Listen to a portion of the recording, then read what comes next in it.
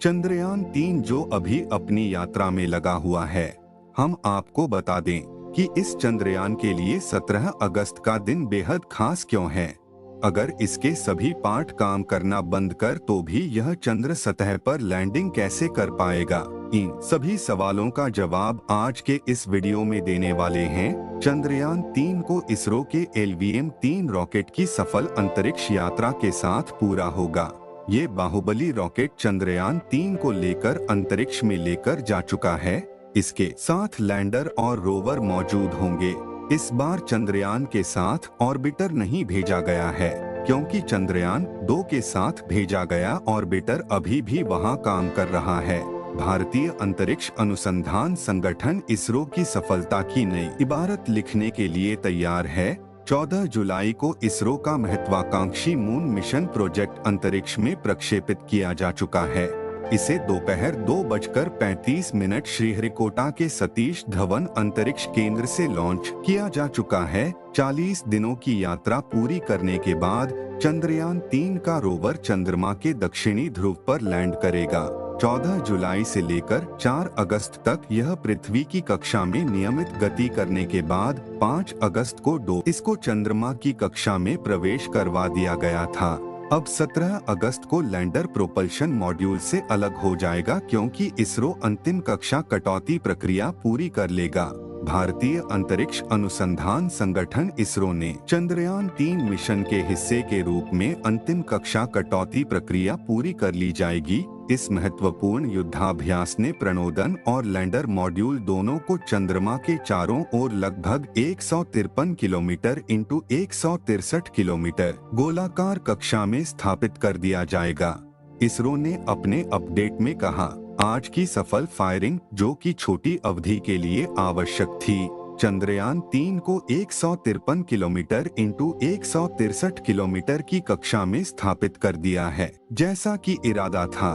इसके साथ चंद्रबाउंड युद्धाभ्यास पूरा हो गया है।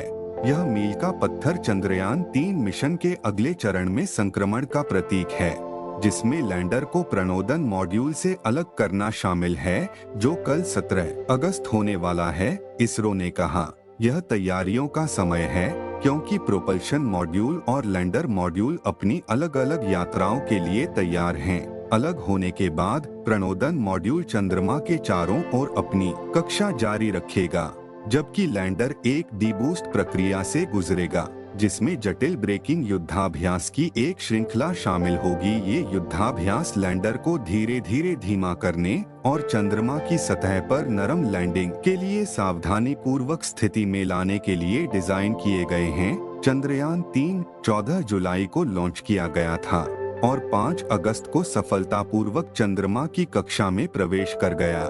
इसके बाद अंतरिक्ष यान के प्रक्षेप पथ को परिष्कृत करने के लिए 5, 6, 9 और 14 अगस्त को 4 चंद्रबद्ध युद्धाभ्यास निष्पादित किए गए। वर्तमान अनुमानों के अनुसार लैंडर के 23 अगस्त को शाम 5:47 चंद्रमा की सतह से संपर्क करने की उम्मीद है। इसरो के अध्यक्ष सोमनाथ ने बताया कि अगर सब कुछ विफल होने पर भी चंद्रयान 3 चंद्रमा पर उतरेगा। इसरो के अध्यक्ष सोमनाथ ने कहा, भले ही सभी चीजें गड़बड़ा जाएं और सभी नियंत्रण गड़बड़ा जाएं, परंतु विक्रम लैंडर तय कार्यक्रम के अनुसार चंद्रमा पर उतरेगा। चंद्रयान 3 लैंडर 23 अगस्त को चंद्रमा की सतह पर सॉफ्ट लैंडिंग करेगा। सोमनाथ ने 9 अगस्त को एनजीओ दिशा भारत द्वारा आयोजित एक कार्यक्रम में पुष्टि की, अगर सब कुछ विफल हो जाता है, अगर सभी सेंसर विफल हो जाते हैं, कुछ भी काम नहीं करता है, फिर भी यह विक्रम लैंडर लैंडिंग करेगा। पूरा डिजाइन यह सुनिश्चित करने के लिए बनाया गया है कि यह कई विफलताओं को संभालने में सक्षम होना चाहिए, बशर्ते एल्गोरिदम ठीक से काम करें। हमने यह भी सुनिश्चित किया है कि अगर इस बार विक्रम के 2 इंजन काम नहीं करेंगे, तब भी यह उतर सकेगा। चंद्रमा पर उतरने के 14 दिन बाद तक प्रयोग करेगा। चंद्रयान 3 मिशन में लैंडर, रोवर और प्रोपल्शन मॉड्यूल शामिल हैं। लैंडर और रोवर चांद के दक्षिणी ध्रुव पर उतरेंगे और 14 दिनों तक प्रयोग करेंगे। वहीं प्रोपल्शन मॉड्यूल चांद की कक्षा में ही रहकर चांद की सतह से आने वाले रेडिएशंस का अध्ययन करेगा। इस मिशन के जरिए इसरो चांद की सतह पर पानी का पता लगाएगा। इस मिशन का पहला टारगेट चंद्रमा के दक्षिणी ध्रुव पर लैंडर की सॉफ्ट लैंडिंग है। ये मिशन का सबसे जटिल हिस्सा भी है।